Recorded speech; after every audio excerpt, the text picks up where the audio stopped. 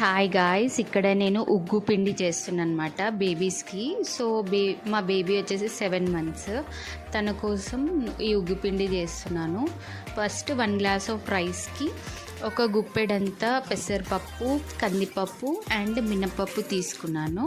ఇవన్నీ మంచిగా నీట్గా 2-3 times వాష్ చేసుకోవాలి. మంచిగా వాష్ చేసినాక ఇది సన్ డ్రై చేసుకోవాలన్నమాట. అబౌట్ 2 hours అలా సన్ డ్రై చేశాను నేను.